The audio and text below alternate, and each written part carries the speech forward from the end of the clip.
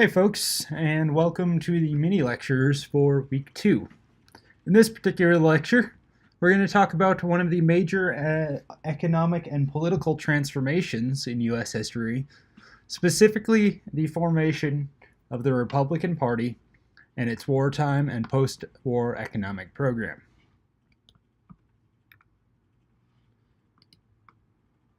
Before 1854, the Republican Party did not exist. The major parties were the Whigs and Democrats, with a few other parties kicking around, notably the Free Soilers, Know Nothings, and a few others.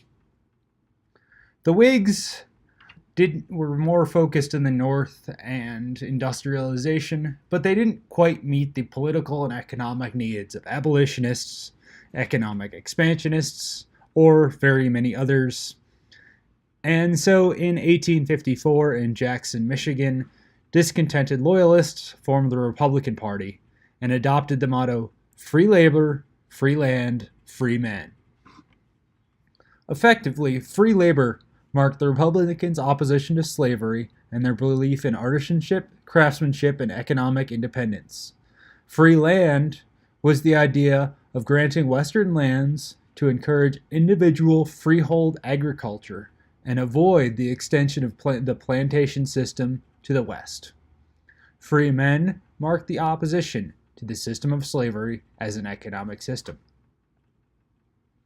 The party's base was predominantly in the Northeast and Upper Midwest, including the Ohio River Basin.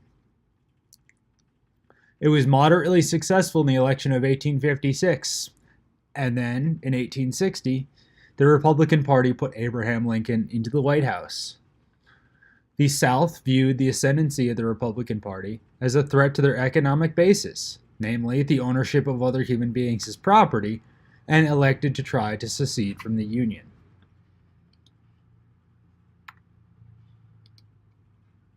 The Civil War, as I've previously stated, was a war over the system of slavery. Before the outbreak of the Civil War, cotton growth and harvest by enslaved African Americans comprised one of the largest sectors of the economy. Billions of dollars in that time, and in contemporary time trillions, were on the line, and it was a substantial portion of the gross domestic product. Getting the economy off the export cotton basis was going to draw upon northern industry and westward expansion based off of settler colonialism. The lands of the West were effectively the bank account, the natural bounty that would pay for this massive economic shift. So the Republican Party articulated its economic plan through a series of programs you can see on the slide. A protective tariff on imports, a strong central bank with currency regulation, transportation and communication infrastructure, the settlement of the West, and massive immigration from Europe. I'm going to go through these in depth and their effects. First, the protective tariff. It was designed to encourage the development of domestic industry.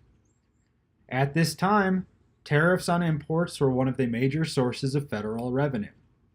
Taxes, whether on income, property, or such, were not a major factor until the Civil War, when Lincoln levied them briefly to fund the Union war effort. So Congress, controlled by the Republicans, approved a broad package of tariffs to encourage domestic industry, whether in textiles, mining, agriculture, manufacturing, or other sectors. What a tariff effectively does is increase the cost to the consumer of imported products in order to both raise federal revenue, but also to drive down the cost of domestically produced products. This tariff, or these set of tariffs rather, were specifically designed to foster U.S. industrial development. Smelters, forges, mines, mills, manufacturing, railroads, etc. Economic growth and progress was going to be heralded by smokestacks. Point 2. The Republican Party also advocated for a strong central bank and currency regulation. I touched briefly on it last week. But one of the major reasons for the success of the Union war effort was taxation and a stable currency. The Confederacy, in contrast, used inflationary monetary policies instead of taxation, and their economy fell flat in the middle of the war. To avoid this, the Republican Party advocated for a strong central bank which could collect revenue, regulate the monetary supply, and offer a strong institution to back the U.S. currency and economy. There was also the issue of transportation infrastructure. In the pre-war era, the antebellum, rail infrastructure began developing extensively in the North and less so in the South.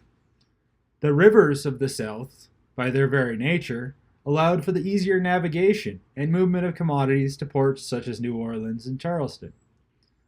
In contrast, the North had to use more capital-intensive forms of transportation, such as roads and the Erie Canal, but it soon shifted to rail infrastructure.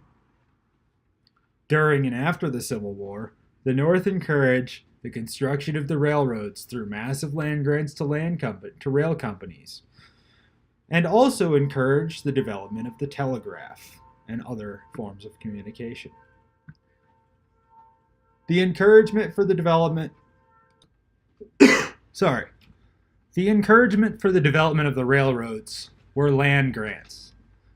Land is a major source of value, according to classic economic theory, and the U.S., through colonizing the West, had a huge bank account to draw upon. Effectively, the federal government told rail companies that for every mile of rail laid, they could claim a square mile of land on alternating sides of the track. The rail company could then keep the land, sell the land, mine or farm the land, or, in the best case for further development, use the land as collateral to borrow against, in order to finance further rail development and, by extension, further land acquisition. I'm going to have an upcoming lecture on the railroads, but their development was far from organized or cohesive. It was actually anarchy, and the effect of the development on the West cannot be understated. The fourth point in the Republican economic program was the settlement of the West. The first program was the 1862 Homestead Act, and that itself would go through several iterations, which we'll talk about later in the course. The idea was to encourage agricultural settlement in the West through free land, which, in the 1800s, was a crazy idea. All of Europe's lands were settled, titled, and held, whereas the United States had millions of acres of, quote, free land that had been appropriated from Native American peoples and seized by force, both from Mexico and Native American nations. What the U.S. government planned to do was to distribute 160 acres of land to each settler head of household, provided they could work and, quote, prove the land by building permanent structures and breaking the prairie into fields. Agricultural production in the West would drive economic development, as all of the new farms could use their agricultural income to purchase manufactures, which had been transported by the same rail lines that took away their agricultural products to market. The second major component of this was the Morrill Land Grant Act of 1862. If you think, even for a second, that this period's economic policies cannot possibly affect somebody in 2018, this is going to prove you're wrong. Montana State University, where you are currently taking courses, is a product of this act. Again, think about the lands of the West as sort of a bank account. The U.S. government can draw on land grants and sales to finance other projects. What the Morrill Land Grant Act did was it authorized land sales and grants to finance higher education across the nation, but especially the West. Each state could apply for land grant colleges, get a chunk of free land from the federal government and a bunch of money, build a college that would both educate citizens and study the problems that they would face in its state in their economic activities. So we have the Agricultural Extension Service from Montana State University. It researches agricultural products and distributes problems and distributes the information gained out to farmers. Land grant institutions such as Montana State University, therefore, exist to better educate their citizens and drive economic growth. The final point in the Republican economic program was to encourage large-scale immigration from Europe.